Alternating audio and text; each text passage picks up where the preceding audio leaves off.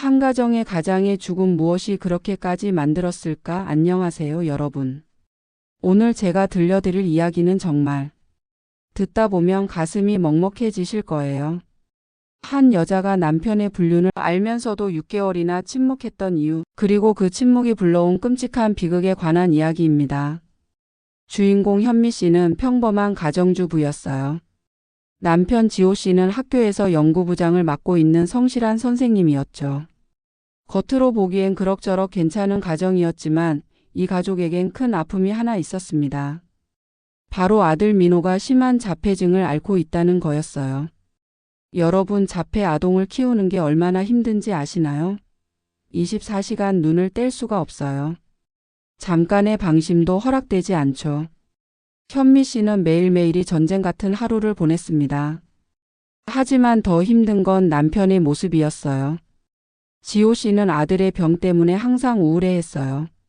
출근할 때도 퇴근할 때도 얼굴에 죽은 표정을 하고 다녔죠. 왜 우리 아들만 이래야 하나? 이런 말을 입에 달고 살았어요.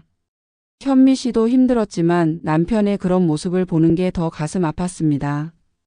그런데 말이죠. 6개월 전부터 남편의 표정이 달라지기 시작했어요. 뭔가 밝아진 거예요. 출근할 때 콧노래를 부르기도 하고 거울 앞에서 옷매무새를 다듬기도 했죠. 처음엔 현미 씨도 기뻤어요. 아, 남편이 드디어 우울증에서 벗어나는 건가? 싶었거든요. 하지만 여러분, 여자의 직감이란 게 있잖아요. 뭔가 이상했어요. 남편의 휴대폰이 자꾸 울리는데 확인도 안 하고 뒤집어 놓더라고요. 늦게 들어오는 날도 많아졌고요. 그러던 어느 날 현미 씨는 우연히 남편의 차에서 영수증 하나를 발견했어요. 모텔 영수증이었죠. 그 순간 머릿속이 하얘졌다고 해요. 손이 떨려서 영수증을 제대로 잡을 수도 없었대요. 현미 씨는 그날부터 남편을 관찰하기 시작했어요. 그리고 며칠 뒤 결정적인 장면을 목격하게 됩니다. 남편이 학교 주차장에서 한 여자와 포옹하는 모습을요. 그 여자는 다름 아닌 같은 학교에서 일하는 기간제 교사 미화였어요. 여러분이라면 어떻게 하셨을 것 같으세요? 당장 달려가서 따져 물으셨을까요? 아니면 이혼 서류를 던지셨을까요? 하지만 현미 씨의 선택은 달랐어요. 그녀는 아무것도 하지 않기로 했습니다. 모르는 척하기로 한 거죠. 왜였을까요? 여러분, 이게 참 가슴 아픈 부분인데요. 현미 씨는 아들을 생각했어요. 자폐증이 있는 민호에게는 안정적인 환경이 너무나 중요했거든요. 만약 부부가 싸우거나 이혼하면 민호가 가장 크게 상처받을 거라고 생각했죠. 그리고 또 하나, 솔직히 남편이 밝아진 모습이 나쁘지만은 않았어요. 적어도 집안 분위기는 전보다 나아졌거든요. 남편이 우울해서 집에 있는 것보다 차라리 밖에서라도 웃고 와서 아들한테 좋은 아빠 노릇을 하는 게 낫다고 생각했던 거예요. 현미 씨는 스스로에게 말했어요. 6개월만 참자. 6개월 지나면 남편도 정신 차릴 거야. 그냥 잠깐 삐끗한 거겠지. 그렇게 현미 씨는 매일 아침 남편에게 웃으며 다녀오세요라고 인사했어요. 저녁에는 맛있는 저녁을 차려주고 아무 일 없는 것처럼 대화를 나눴죠. 하지만 밤마다 혼자 이불을 뒤집어 쓰고 소리 없이 울었다고 해요. 여러분, 이게 진짜 고통이에요. 알면서도 모르는 척하는 것. 가슴에 비수가 꽂혀 있는데 아무렇지 않은 척 웃어야 하는 것. 그 6개월이 현미 씨에게는 지옥 같은 시간이었을 거예요. 그런데 말이죠. 현미 씨가 몰랐던 게 하나 있었어요. 이 침묵이 나중에 얼마나 끔찍한 결과를 가져올지를요. 그 여자 미화가 어떤 인물인지, 그녀가 과거에 무슨 짓을 했는지를요. 6개월의 침묵은 곧 깨지게 됩니다. 그것도 가장 비극적인 방식으로요. 여러분, 사람의 인생이 단 몇 시간 만에 완전히 무너질 수 있다는 거 아세요? 현미 씨는 그날 그걸 뼈저리게 느꼈습니다. 6개월간의 고통스러운 침묵을 지켜온 어느 토요일 오후였어요. 현미 씨의 어머니가 갑자기 편찮으셔서 급하게 친정에 다녀와야 하는 상황이 생겼어요. 보통 때 같았으면 민호를 데리고 갔을 텐데 그날따라 민호 컨디션이 좋아 보였거든요. 집에서 조용히 그림을 그리고 있었고요. 현미 씨는 남편에게 부탁했어요. 여보, 미안한데 민호 좀 봐줄 수 있어? 엄마가 편찮으시대. 이 시간만 다녀올게. 지호 씨는 선뜻 대답했어요. 응, 걱정 마. 다녀와. 조심해서 가고. 현미 씨는 안심하고 집을 나섰어요. 아무리 불륜을 저지르는 남편이라도 최소한 아들 앞에서만큼은 책임감 있는 아빠일 거라고 믿었거든요. 그게 현미 씨의 실수였어요. 그런데 여러분, 현미 씨가 집을 나서자마자 지호 씨가 뭘 했는지 아세요? 전화기를 꺼내 들었어요. 미화에게 전화를 건 겁니다. 여보, 집에 아무도 없어. 지금 와. 네, 맞아요. 민호가 거실에서 그림을 그리고 있는데도 내연녀를 집으로 부른 겁니다. 이게 말이 되나요? 자폐증이 있는 아들을 돌봐야 하는 상황에서 불륜 상대를 집으로 불러들인 거예요. 30분 뒤 미화가 집에 도착했어요. 지호는 민호에게 말했죠. 민호야, 아빠 방에서 중요한 일 볼 거야. 너는 여기서 그림 그리고 있어. 알았지? 민호는 고개를 끄덕였어요. 자폐증이 있는 아이들은 대부분 일상의 패턴을 좋아하거든요. 그림 그리는데 집중하고 있던 민호는 별다른 반응을 보이지 않았고요. 지호와 미화는 안방으로 들어갔어요. 문을 잠그고. 그 다음은 제가 굳이 말씀드리지 않아도 아시겠죠. 시간이 흘렀어요. 1시간쯤 지났을까요? 민호가 그림을 다 그렸어요. 아이는 아빠를 찾으러 안방 문을 두드렸지만 아무 대답이 없었어요. 문은 잠겨 있었고요. 여러분, 자폐 아동들은 예상치 못한 상황에 매우 불안해해요. 민호도 그랬어요. 아빠가 대답을 안 하니까 불안해지기 시작한 거죠. 아이는 혼자 집 안을 돌아다니다가 현관문이 열려 있는 걸 발견했어요. 보통 때 같았으면 현미 씨나 지호 씨가 현관문을 철저히 잠가 두었을 텐데 미화가 급하게 들어오느라 문을 제대로 안 닫은 거예요. 민호는 호기심에 밖으로 나갔어요. 처음 보는 세상이 신기했을 거예요. 아이는 골목을 지나 큰 도로 쪽으로 걸어갔어요. 그때였어요. 트럭 한 대가 빠른 속도로 달려오고 있었어요. 민호는 신호등이 뭔지 횡단보도가 뭔지 잘 모르는 아이였거든요. 그대로 도로로 뛰어들었고 끽! 브레이크 소리가 요란하게 울렸어요. 하지만 이미 늦었어요. 민호는 그 자리에서 쓰러졌습니다. 목격자들의 신고로 119가 출동했고 경찰도 왔어요. 사고 현장은 순식간에 아수라장이 됐죠. 경찰은 민호의 신분을 확인하고 보호자에게 연락을 했어요. 그때 지호는 뭘 하고 있었을까요? 여전히 안방에서 미화와 함께 있었어요. 휴대폰은 무음으로 해놨고 민호가 어디서 뭘 하는지 전혀 신경 쓰지 않았던 거죠. 현미 씨는 친정에서 돌아오는 길에 경찰로부터 전화를 받았어요. 혹시 민호 어머님 되시나요? 아드님이 교통사고를 당하셨습니다. 지금 병원 응급실에 계십니다. 현미 씨의 눈앞이 캄캄해졌어요. 손에 들고 있던 가방을 떨어뜨리고 있는 힘껏 병원으로 달려갔죠. 병원 응급실에 도착했을 때 민호는 침대에 누워 있었어요. 다행히 생명에는 지장이 없었지만 다리가 부러지고 머리를 크게 다쳤어요. 작은 얼굴에 붕대가 칭칭 감겨 있는 모습을 보자 현미 씨는 그 자리에서 주저앉았습니다. 민호야. 엄마가 미안해. 엄마가 잘못했어. 현미 씨는 아들을 꼭 껴안고 의열했어요. 그런데 문득 이상한 생각이 들었어요. 그런데 남편은 왜 여기 없지? 현미 씨는 남편에게 전화를 걸었어요. 1번, 2번, 3번. 받지 않았어요. 4번째 전화에서야 지호가 받았어요. 여보, 민호가 사고 났어. 지금 당장 병원 응급실로 와. 전화를 끊고 현미 씨는 간호사에게 물었어요. 민호가 어디서 사고를 당한 건가요? 집 근처 큰 도로에서요. 혼자 나왔다가. 혼자? 현미 씨의 얼굴이 굳어졌어요. 분명 남편이 집에서 아이를 돌보고 있었는데 어떻게 민호가 혼자 밖에 나간 거죠? 30분 뒤 지호가 병원에 도착했어요. 얼굴이 새하얗게 질려서요. 하지만 현미 씨는 남편의 표정에서 뭔가 다른 걸 느꼈어요. 죄책감 같은 게 아니라 들킬까봐 두려워하는 표정이었어요. 민호 어떻게 된 거야? 내가 잠깐 한눈 판 사이에 잠깐 한눈을 팔았다고요? 도대체 뭐 하느라 한눈을 판 거예요?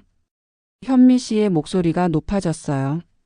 주변 사람들이 쳐다봤지만 신경 쓰지 않았어요. 지호는 당황하며 둘러댔어요. 아, 그게 화장실 갔다가 그 사이에 민호가 거짓말이었어요. 현미 씨도 알았어요. 남편의 옷깃이 흐트러져 있었고 목에는 붉은 자국이 있었거든요. 현미 씨는 더 이상 참을 수가 없었어요. 간호사에게 민호를 부탁하고 남편을 복도로 끌고 나갔어요. 당신 지금 어디서 왔어요? 솔직히 말해봐요. 집에서 왔다니까. 왜 이래? 거짓말하지 마요. 민호가 사고 난 시간에 당신 뭐 했어요? 지호는 말을 잇지 못했어요. 그 모습을 보는 순간 현미 씨는 확신했어요. 남편이 그 여자와 함께 있었다는 걸요. 현미 씨는 곧바로 집으로 달려갔어요. 남편보다 먼저 집에 도착해서 안을 확인했죠. 그리고 결정적인 증거를 발견했습니다. 안방 침대 시트가 구겨져 있었고 여자 향수 냄새가 났어요. 쓰레기통에는 여자 머리카락이 있었고요. 무엇보다 화장대 위에 여자 귀걸이 하나가 떨어져 있었어요. 현미 씨는 그 귀걸이를 보는 순간 몸이 부들부들 떨렸어요. 그건 미화가 평소에 하고 다니던 귀걸이였거든요. 학교 학부모 상담 때 봤던 바로 그 귀걸이요. 이 집에 내가 없는 사이에 아들이 거실에 있는데도 현미 씨는 그대로 주저앉았어요. 6개월간 참았던 감정이 폭발했죠. 분노, 배신감, 자책감. 모든 감정이 한꺼번에 밀려왔어요. 그때 지호가 집에 들어왔어요. 아내가 귀걸이를 쥐고 있는 걸 보자 얼굴이 하얗게 질렸어요. 현미야, 그게. 입 다물어요. 현미 씨의 목소리는 차가웠어요. 울음기 하나 없이 차갑게 가라앉은 목소리였죠. 6개월 동안 내가 모르는 줄 알았어요. 다 알고 있었어요. 당신이 그 여자랑 무슨 짓을 하는지. 하지만 민호 때문에 참았어요. 우리 아들한테 상처 주기 싫어서. 지호는 할 말을 잃었어요. 그런데 당신이 그 여자를 집에 데려온 거예요. 민호가 거실에 있는데 아들을 돌봐야 하는 상황에서. 미안해. 정말 미안해. 미안하다고요? 우리 아들이 지금 병원에 누워 있어요. 다리가 부러지고 머리가 깨져서. 당신이 그 여자랑 놀아나는 동안 현미 씨는 귀걸이를 남편 얼굴에 던졌어요. 그리고 단호하게 말했죠. 이혼해요. 절대 용서 못해요. 여러분, 이게 끝이었으면 좋았을 거예요. 하지만 이건 비극의 시작에 불과했습니다. 더 충격적인 일들이 기다리고 있었거든요. 현미 씨가 이혼을 선언한 다음 날 변호사 사무실을 찾아갔어요. 이혼 소송과 함께 상간녀 소송도 준비하기로 한 거죠. 여러분, 상간녀 소송이 뭔지 아시죠? 배우자를 유혹해서 혼인관계를 파탄낸 제3자에게 손해배상을 청구하는 거예요. 현미 씨는 미화에게 정확히 책임을 묻고 싶었어요. 변호사는 현미 씨의 이야기를 듣고 고개를 끄덕였어요. 승소 가능성이 높아 보입니다. 다만 증거가 필요해요. 혹시 남편분의 불륜을 입증할 증거가 있으신가요? 현미 씨는 가방에서 봉투 하나를 꺼냈어요. 그 안에는 지난 6개월간 현미 씨가 몰래 모아둔 증거들이 있었어요. 모텔 영수증, 남편과 미화가 함께 찍힌 사진, 다정한 문자 메시지 캡처. 현미 씨는 모르는 척하면서도 혹시 모를 상황을 대비해 증거를 차곡차곡 모아뒀던 거예요. 변호사는 감탄했어요. 이 정도면 충분합니다. 위자료와 상간녀 배상금까지 합치면 상당한 금액을 받으실 수 있을 거예요. 그날 저녁 현미 씨는 지호에게 말했어요. 변호사 선임했어요. 일주일 안에 소송 들어갈 거예요. 지호는 아무 말도 하지 못했어요. 할 말이 없었죠. 자신의 잘못이 명백했으니까요. 그런데 이틀 뒤 예상치 못한 일이 벌어졌어요. 미화가 현미 씨에게 직접 연락을 해온 거예요. 현미 선생님, 저 미화예요. 잠깐 만나서 이야기 좀 할 수 있을까요? 현미 씨는 처음엔 거절하려 했어요. 그 여자 얼굴도 보기 싫었거든요. 하지만 미화의 다음 말에 마음이 흔들렸어요. 제가 보상할 용의가 있어요. 합의로 끝내면 안 될까요? 현미 씨는 고민했어요. 소송을 하면 시간도 오래 걸리고 민호 병원비도 계속 나가는 상황이었거든요. 결국 만나보기로 했어요. 다음 날 조용한 카페에서 둘이 마주 앉았어요. 미화는 예상외로 차분한 모습이었어요. 눈물을 흘리며 용서를 빌 거라 생각했는데 전혀 그렇지 않았어요. 단도직입적으로 말씀드릴게요. 제가 5천만 원 드릴게요. 현미 씨는 깜짝 놀랐어요. 변호사가 예상했던 배상금보다 훨씬 많은 금액이었거든요. 대신 조건이 있어요. 상간녀 소송 취하해 주시고 모든 증거 다 삭제해 주세요. 증거를 삭제하라고요? 네. 사진, 문자, 영수증. 가지고 계신 거 다요. 저도 제 인생이 있잖아요. 이게 알려지면 전 학교에서 쫓겨나요. 현미 씨는 미화를 빤히 쳐다봤어요. 이 여자 미안한 기색이 전혀 없었어요. 오히려 거래를 제안하는 사업가 같았죠. 혹시 죄책감 같은 건 없으세요? 미화는 잠시 침묵하다가 대답했어요. 솔직히 말씀드릴게요.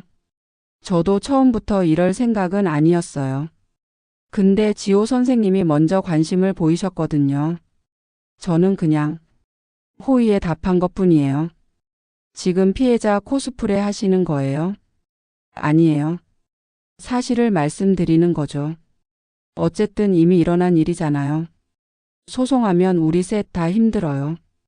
그냥 돈으로 해결하고 깔끔하게 끝내는 게 낫지 않을까요? 현미 씨는 화가 났어요. 이 여자는 자기가 한 일의 심각성을 전혀 모르고 있었어요. 민호가 사고를 당한 것도 한 가정이 무너진 것도 그저 돈으로 해결할 수 있는 문제라고 생각하는 거예요. 5천만 원이면 민호 치료비에도 쓰실 수 있고 새 출발하시는데도 보탬이 될 거예요. 생각해 보세요. 미화는 카페를 나가면서 명함을 하나 남기고 갔어요. 일주일 드릴게요. 연락 주세요. 집에 돌아온 현미 씨는 밤새 고민했어요. 솔직히 5천만 원은 큰 돈이었어요. 이혼 후 혼자 민호를 키우려면 돈이 정말 많이 필요했거든요. 민호의 특수교육비, 병원비, 재활치료비. 그리고 또 하나 소송을 하면 모든 게 공개돼요. 남편의 불륜, 민호의 사고. 이 모든 게 법정에서 낱낱이 밝혀지는 거죠. 민호에게도 상처가 될 수 있었어요. 차라리 돈 받고 조용히 끝내는 게 나을까? 현미 씨는 변호사에게 전화했어요. 선생님, 상대방이 5천만 원에 합의하자고 하는데요. 변호사는 잠시 생각하더니 말했어요. 금액은 괜찮은 편입니다. 하지만 증거를 모두 삭제하라는 조건은 좀 위험해요. 나중에 뭔가 문제가 생겼을 때 대응할 방법이 없거든요. 그래도 일단 돈은 받을 수 있는 거죠? 네, 합의서만 제대로 작성하면요. 현미 씨는 결심했어요. 민호를 위해서라도 이 돈이 필요했어요. 자존심 상하고 억울하지만 현실적으로 생각하기로 한 거죠.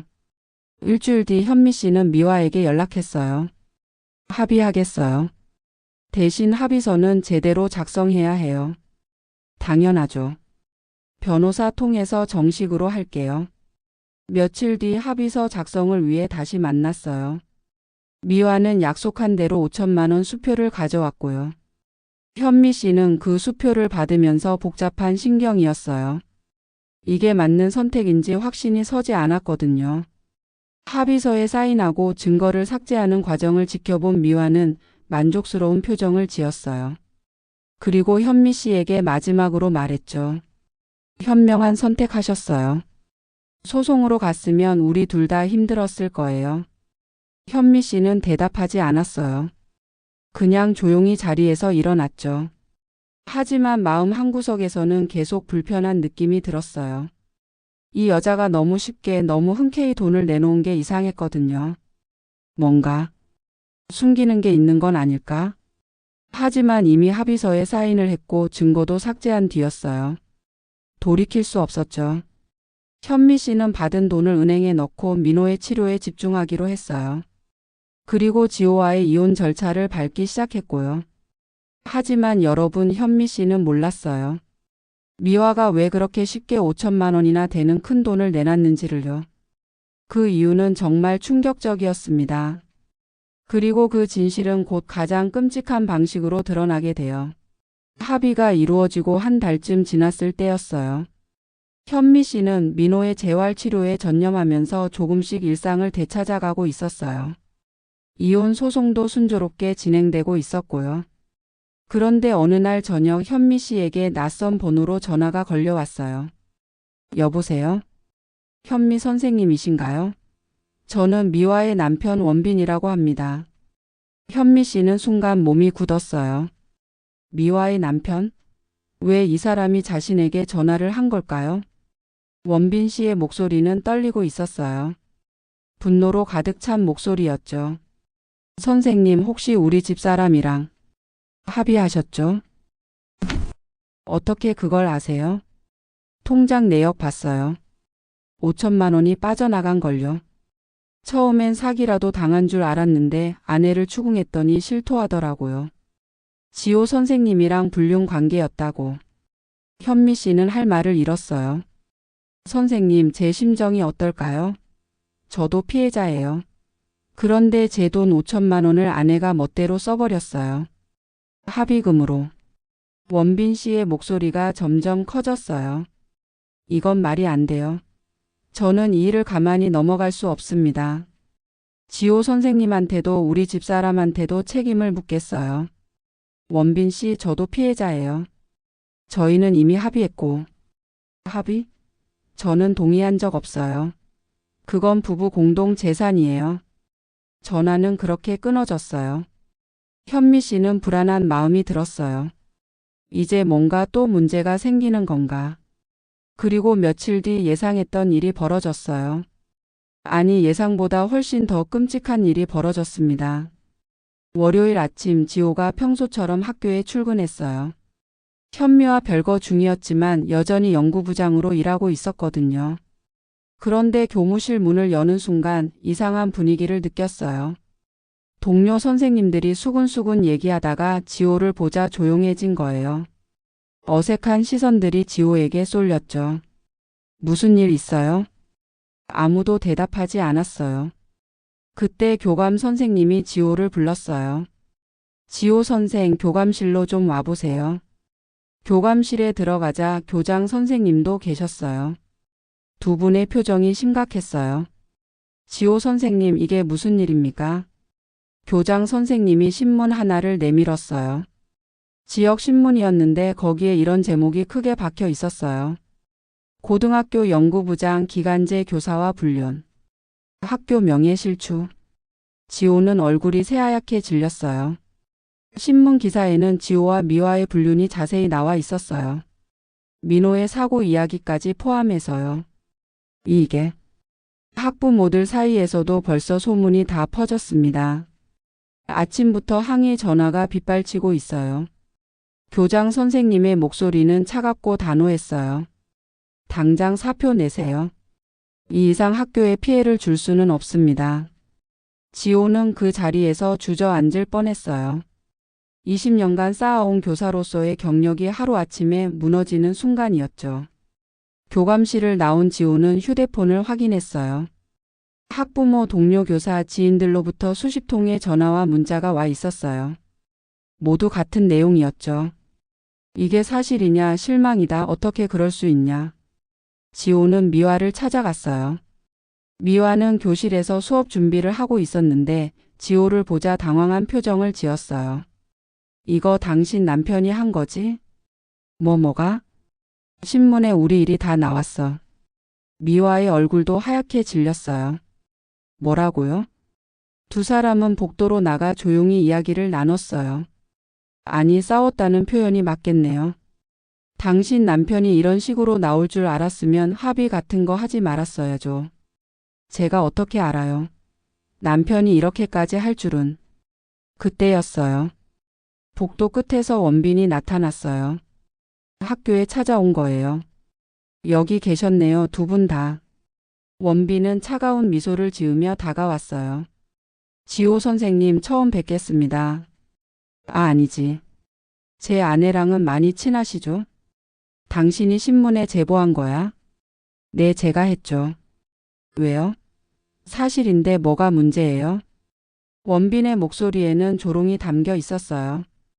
당신들이 저한테 한 짓 생각하면 이 정도는 약한 거예요. 제 인생을 망쳐놨잖아요. 여보, 미안해. 내가 잘못했어.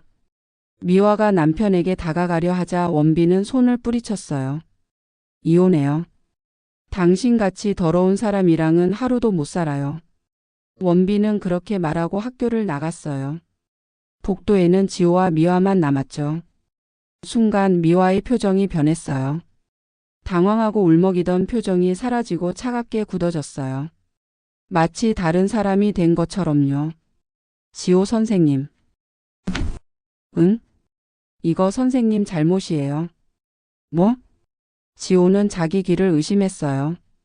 지금 이 여자가 뭐라고 한 거죠? 선생님이 저를 유혹했잖아요. 저는 거절했는데 선생님이 계속 접근했고. 미화 씨, 지금 무슨 소리를 하는 거예요? 사실대로 말하는 거예요. 미화의 목소리는 점점 커졌어요. 마치 다른 사람들도 듣게 하려는 것처럼요. 저는 피해자예요. 선생님이 저한테 성폭행을 했어요. 뭐? 지호는 믿을 수가 없었어요. 몇 초 전까지만 해도 함께 고민하던 사람이 갑자기 자신을 성폭행범으로 몰고 있었어요. 미화 씨, 정신 차려요. 우리 합의하에. 합의요? 저는 동의한 적 없어요. 선생님이 직위를 이용해서 강압적으로. 그 순간 복도에 다른 선생님들이 나타났어요. 소리가 커서 나와본 거죠. 미화는 그들 앞에서 울기 시작했어요. 저를 좀 도와주세요. 저는 피해자예요. 지호는 그 자리에서 돌이 된 것처럼 굳어 있었어요. 이게 현실인지 악몽인지 구분이 안 갔어요. 그날 저녁 미화는 경찰서에 고소장을 제출했어요. 지호를 성폭행 혐의로 고소한 거예요. 그리고 학교에도 진정서를 냈죠. 소문은 순식간에 퍼졌어요. 불륜도 충격적인데 성폭행이라니. 사람들의 시선은 더욱 차가워졌어요. 현미 씨는 이 소식을 뉴스를 통해 알게 됐어요. TV에서 지호의 이름이 나오는 걸 보고 리모컨을 떨어뜨렸죠. 성폭행? 아니야. 그건 아니야. 현미는 지호의 모든 게 미웠지만 이건 사실이 아니라는 걸 알았어요.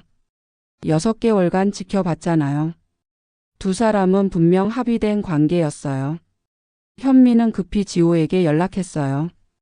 지호는 집에서 술을 마시고 있었어요. 여보, 이거 사실 아니지? 당신이 성폭행을 한 게 아니라. 당연히 아니지. 우리 둘이 합의해서. 근데 증거가 없어. 당신이 다 삭제했잖아. 그 순간 현미는 깨달았어요. 미화가 왜 그렇게 쉽게 5천만 원을 내놨는지를요. 증거를 없애기 위해서였던 거예요. 나중에 이렇게 입장을 바꾸려고요.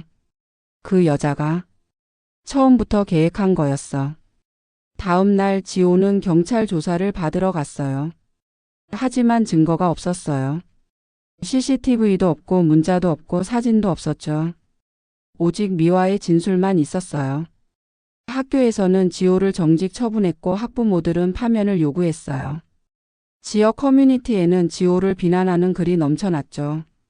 지호는 매일 술을 마셨어요. 집에서 나가지도 못했어요. 밖에 나가면 손가락질 당할 것 같아서요. 내가 뭘 잘못한 거야. 불륜은 내 잘못이지만 성폭행은 아니잖아. 지호는 매일 현미에게 전화했어요. 나 진짜 안 그랬어. 믿어줘. 현미도 알고 있었어요.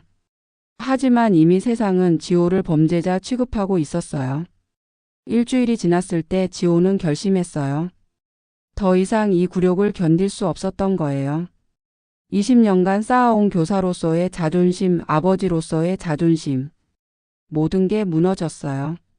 그날 밤 지호는 현미에게 마지막 전화를 걸었어요. 현미야, 내가 미안해. 내가 잘못했어. 민호한테도 미안하다고 전해줘. 당신 무슨 소리 하는 거야? 왜 그래? 나 더는 못 살겠어. 이 굴욕을 어떻게 견뎌? 잠깐. 당신 지금 어디야? 전화가 끊어졌어요. 현미는 급히 경찰에 신고했지만 이미 늦었어요. 지호는 자신의 차 안에서 발견됐습니다. 스스로 목숨을 끊은 거였어요. 여러분, 한 남자가 죽었어요. 자신의 잘못으로 가족을 배신한 남자였지만 하지 않은 죄로 몰려 죽음을 선택한 남자였어요. 하지만 이야기는 여기서 끝나지 않습니다. 미화의 뻔뻔함은 상상을 초월했거든요. 지호의 장례식은 조용히 치러졌어요. 친척들과 몇몇 친구들만 참석했죠. 학교에서는 아무도 오지 않았어요. 성폭행범으로 낙인 찍힌 사람의 장례식에 누가 오고 싶겠어요?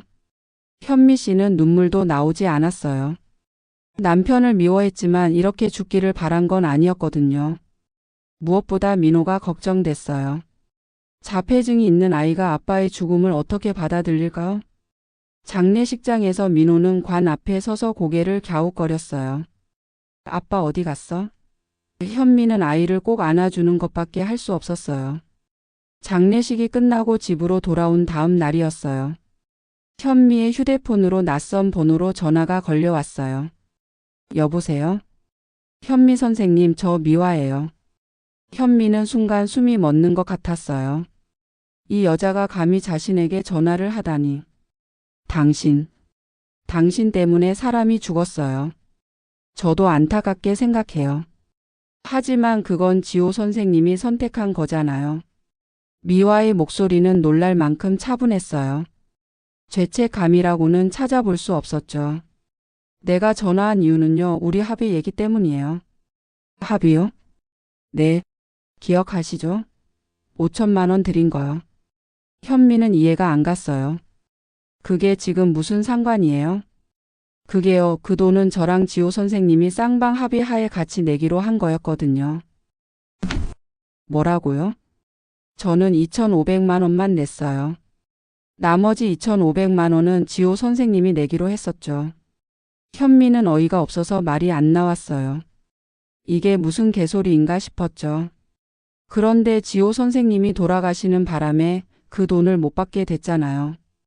그래서 상속자한테 받으려고요. 상속자요? 네, 민호한테요. 현미는 정말 귀를 의심했어요. 이 여자가 지금 죽은 사람한테서 돈을 받겠다는 거예요. 그것도 자폐증이 있는 어린 아이한테서요. 미화 씨, 정신 차리세요. 당신이 무슨 소리를 하는지 알아요? 저도 피해자예요. 제 남편은 저랑 이혼했고 저도 학교에서 계약 해지당했어요. 다 지호 선생님 때문이에요. 그런데 제가 받아야 할 돈까지 못 받으면 제가 어떻게 살아요? 그럼 당신 민호한테 돈 받겠다는 거예요? 네, 법적으로 문제 없을 거예요. 상속 재산에서 채무를 변제하는 건 당연한 거잖아요. 현미는 전화를 끊어버렸어요. 손이 부들부들 떨렸어요. 이런 사람이 세상에 존재한다는 게 믿기지 않았어요.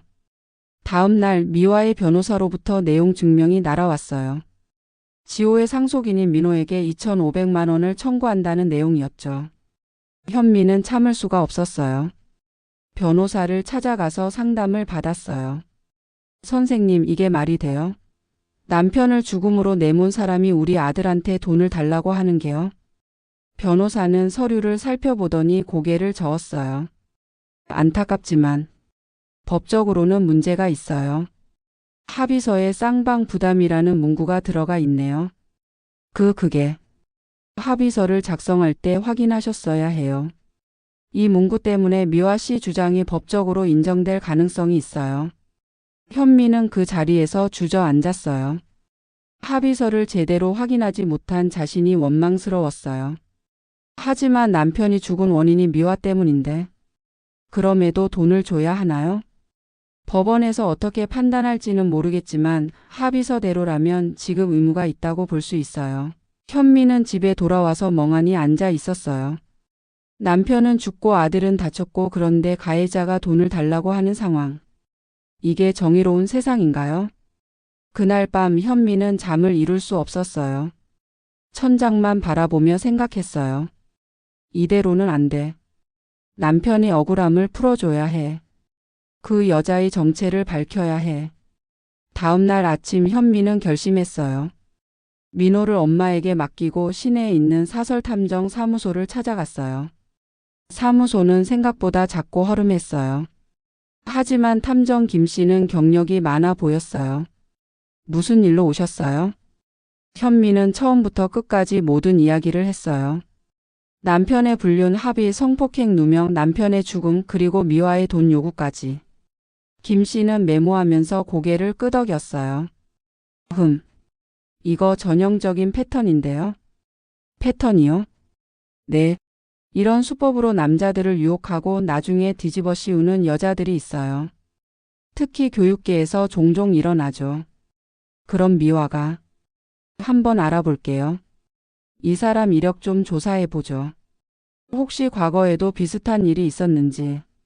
김 씨는 며칠 시간을 달라고 했어요. 현미는 탐정비를 지불하고 집으로 돌아왔어요. 그리고 일주일 뒤 김 씨로부터 전화가 왔어요. 현미 씨 당장 사무소로 오세요. 엄청난 걸 찾아냈어요.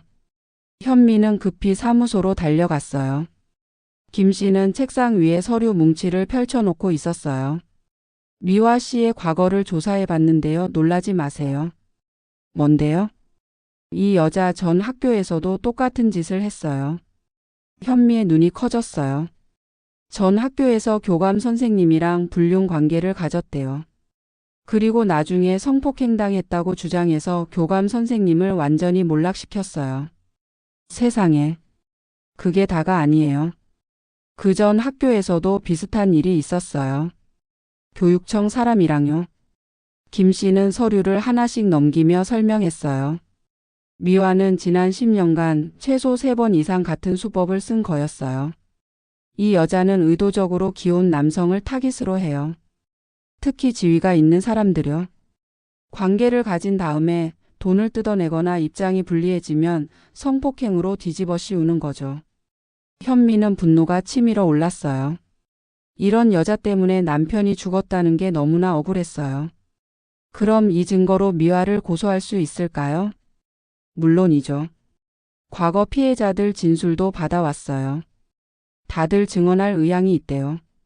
특히 교감 선생님은 지금도 그 일 때문에 고통받고 계시더라고요. 현미는 서류를 꼭 쥐었어요. 드디어 남편의 억울함을 풀어줄 수 있는 기회가 온 거였어요.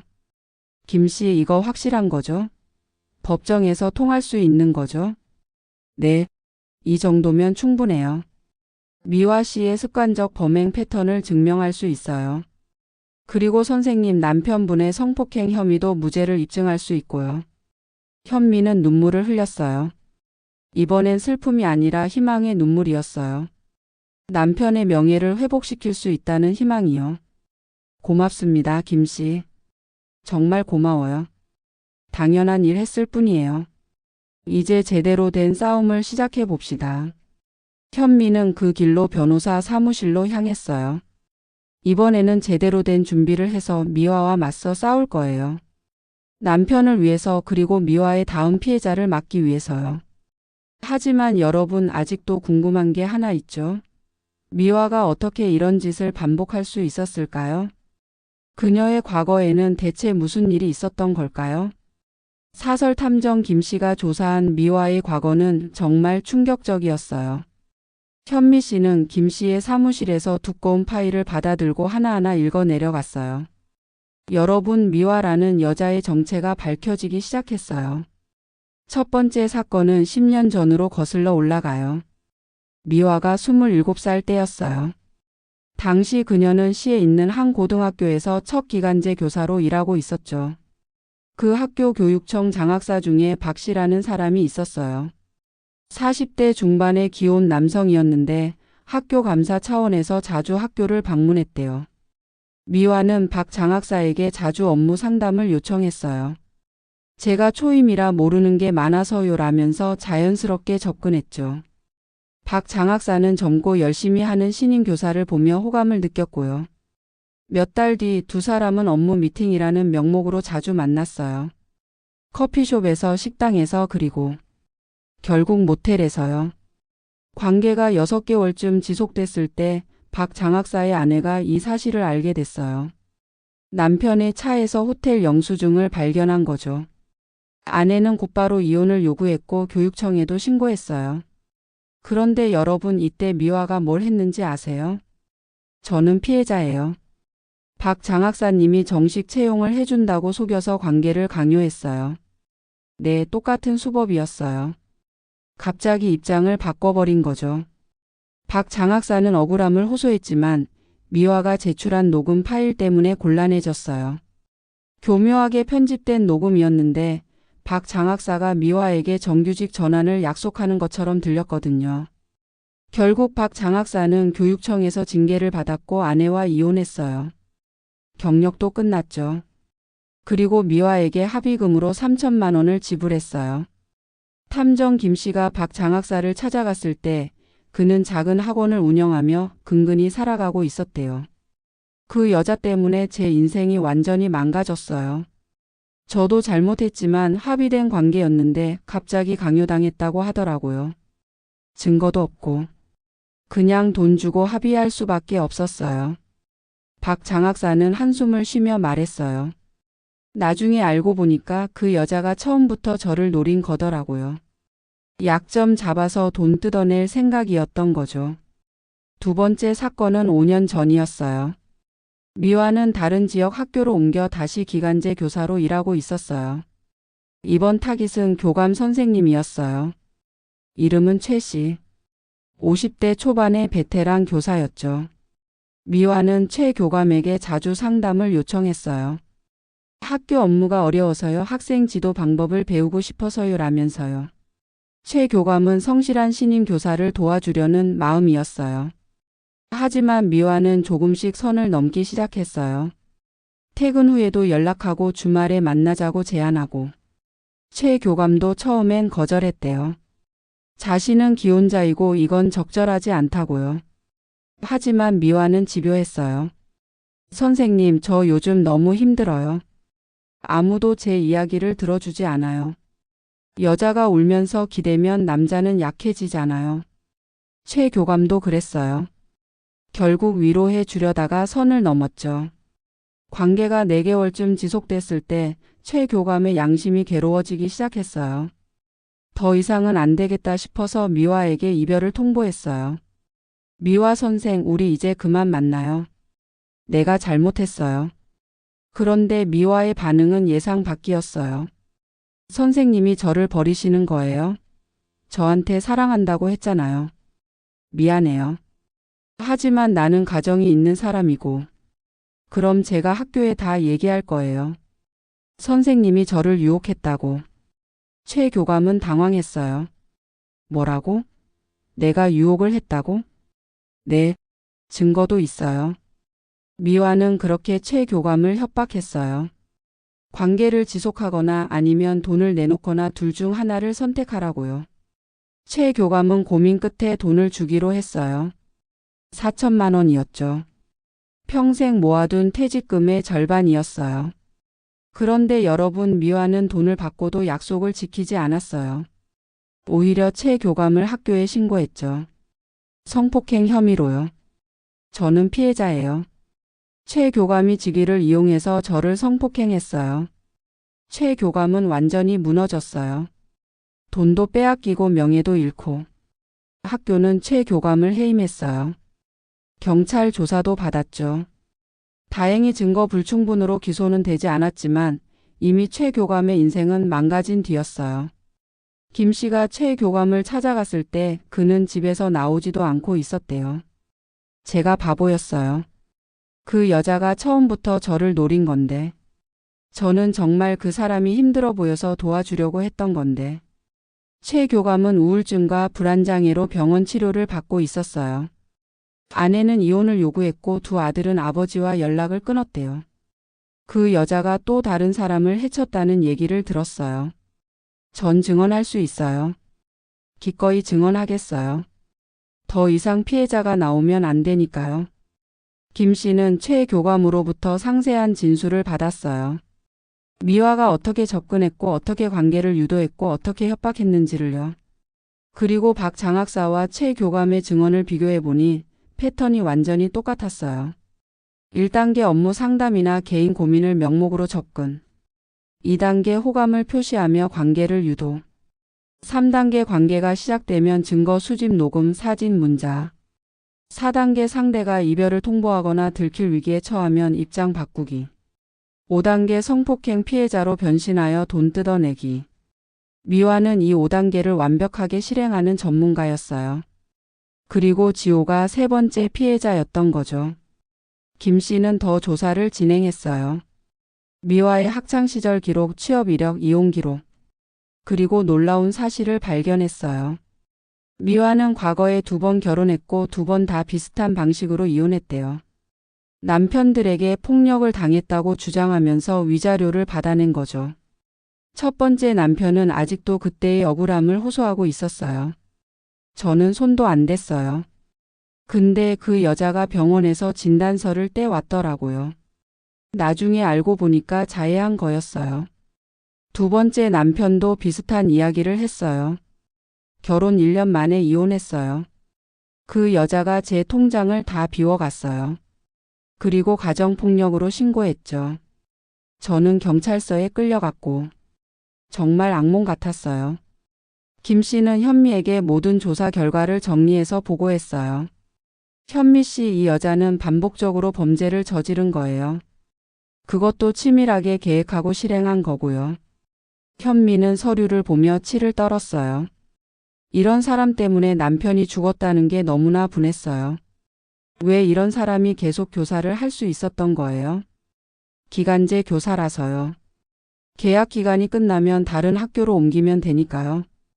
그리고 매번 피해자 코스프레를 해서 오히려 동정을 받았거든요. 현미는 고개를 끄덕였어요. 이제 이해가 됐어요. 미화가 왜 그렇게 쉽게 5천만 원을 내놨는지, 왜 증거 삭제를 강력히 요구했는지요. 김 씨, 이 자료들 법정에서 다 쓸 수 있죠?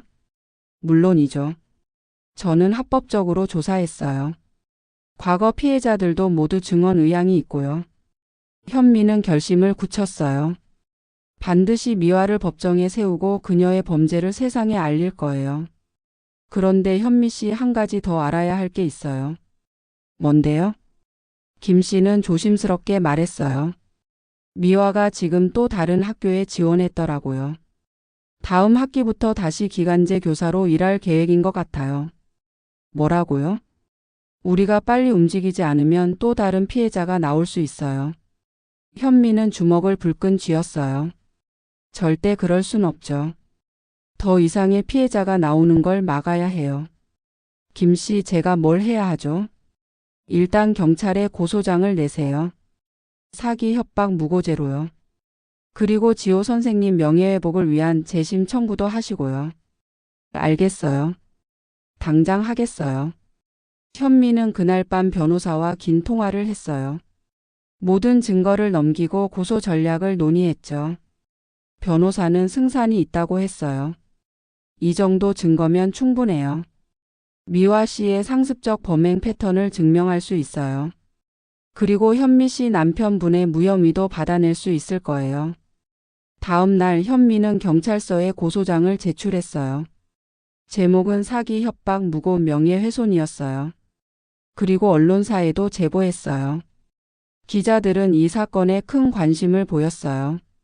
반복적으로 남성들을 타깃으로 한 범죄, 그것도 교육계에서 일어난 일이니까요. 며칠 뒤 기사가 나갔어요. 기간제 교사 10년간 반복된 범죄. 최소 3명 피해. 기사가 나가자 여론이 들끓었어요. 사람들은 미화를 비난했고 교육청에 철저한 조사를 요구했죠. 미화는 SNS 계정을 모두 삭제하고 잠적했어요.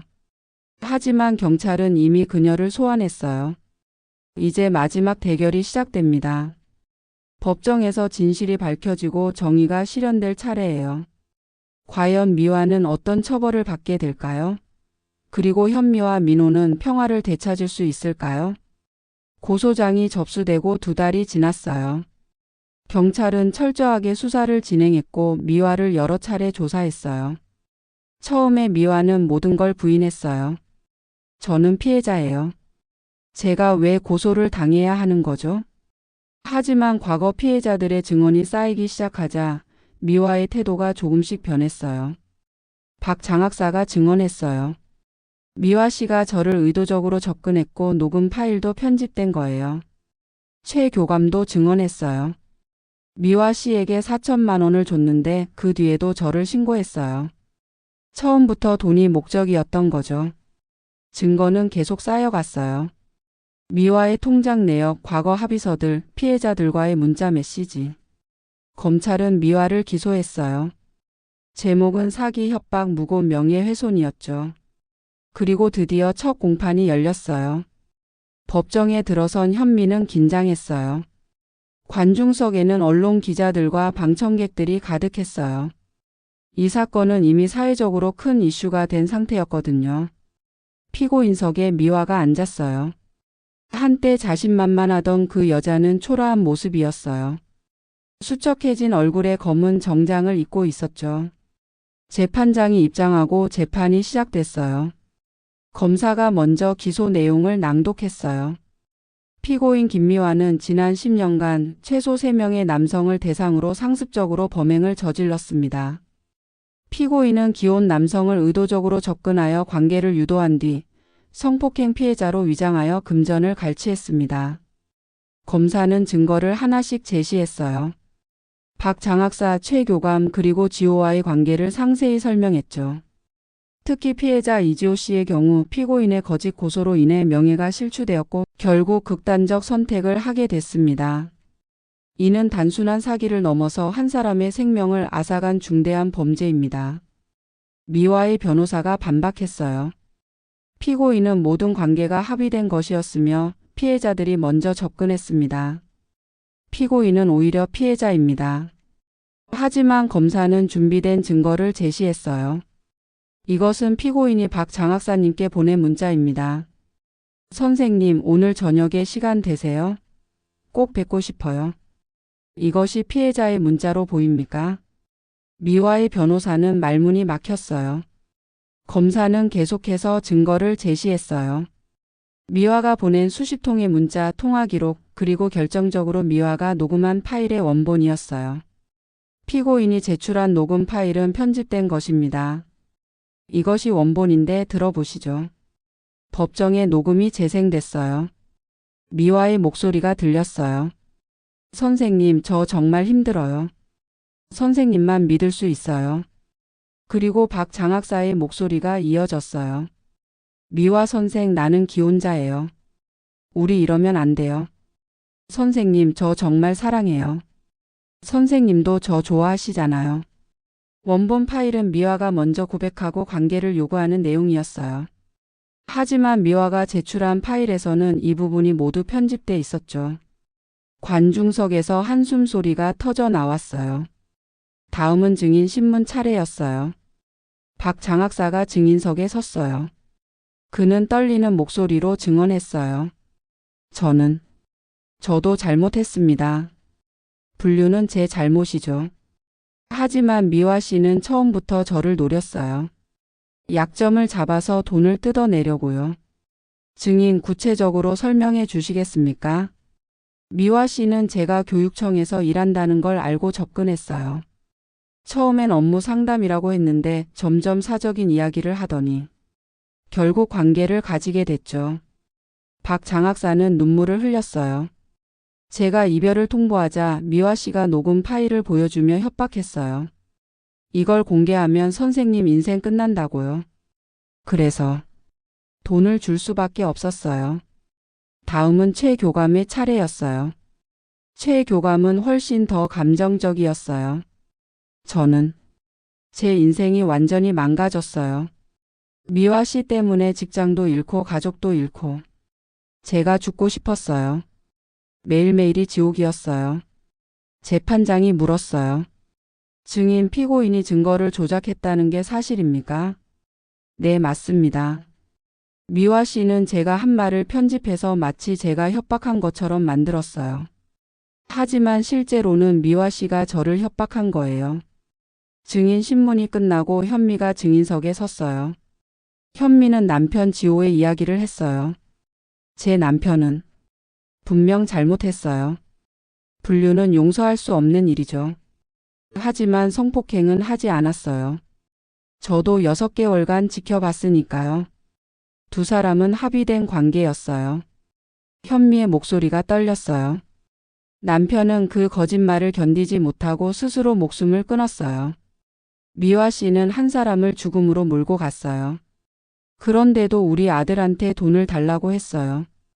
이게 정상인가요? 관중석에서 흐느끼는 소리가 들렸어요. 재판장이 미화에게 물었어요. 피고인 증인들의 증언과 증거에 대해 할 말이 있습니까? 미화는 한동안 침묵했어요. 그러다가 갑자기 눈물을 흘리기 시작했어요. 저는 그냥 살고 싶었어요. 기간제 교사는 불안정해요. 언제 잘릴지 몰라요. 돈이 필요했어요. 그래서 이런 범행을 저지른 겁니까? 저도 처음엔 아니었어요. 박 장학사님이 정말 저한테 잘해 주셨거든요. 근데 이별을 통보하더라고요. 저는 버림받은 기분이었어요. 그래서 복수하고 싶었어요. 미화는 계속 울었어요. 그 다음부터는 쉬워졌어요. 남자들이 다 똑같더라고요. 조금만 잘해주면 넘어와요. 그리고 약점 잡으면 돈을 줘요. 그렇게 반복했어요. 재판장이 물었어요. 이지호 씨가 사망한 것에 대해서는 어떻게 생각합니까? 미화는 한참을 침묵하다가 대답했어요. 미안해요. 정말 미안해요. 그렇게까지 될 줄은 몰랐어요. 하지만 그 사과는 너무 늦었어요. 검사는 최종 의견을 냈어요. 피고인은 10년간 상습적으로 범행을 저질렀습니다. 그 결과 최소 3명의 남성이 인생을 망쳤고 그중 1명은 생명을 잃었습니다. 이는 매우 중대한 범죄이며 엄벌에 처해져야 합니다. 검찰은 징역 10년을 구형합니다. 방청객들 사이에서 박수가 터져 나왔어요. 미화의 변호사는 선처를 호소했지만 재판장의 표정은 단호했어요. 피고인의 범행은 계획적이고 반복적이었습니다. 피해자들에게 씻을 수 없는 상처를 남겼고 특히 이지호 씨의 죽음에 대해서는 중대한 책임이 있습니다. 재판은 몇 차례 더 진행됐어요. 추가 증인들이 나왔고 증거가 더 제출됐어요. 그리고 한 달 뒤 최종 판결이 징역 10년 구형합니다. 미화는 한참을 침묵하다가 대답했어요. 미안해요. 정말 미안해요. 그렇게까지 될 줄은 몰랐어요. 하지만 그 사과는 너무 늦었어요. 검사는 최종 의견을 냈어요. 피고인은 10년간 상습적으로 범행을 저질렀습니다. 그 결과 최소 3명의 남성이 인생을 망쳤고 그중 1명은 생명을 잃었습니다. 이는 매우 중대한 범죄이며 엄벌에 처해져야 합니다. 검찰은 징역 10년을 구형합니다. 방청객들 사이에서 박수가 터져 나왔어요. 미화의 변호사는 선처를 호소했지만 재판장의 표정은 단호했어요. 피고인의 범행은 계획적이고 반복적이었습니다. 피해자들에게 씻을 수 없는 상처를 남겼고 특히 이지호 씨의 죽음에 대해서는 중대한 책임이 있습니다. 재판은 몇 차례 더 진행됐어요. 추가 증인들이 나왔고 증거가 더 제출됐어요. 그리고 한 달 뒤 최종 판결이 징역 10년 구형합니다.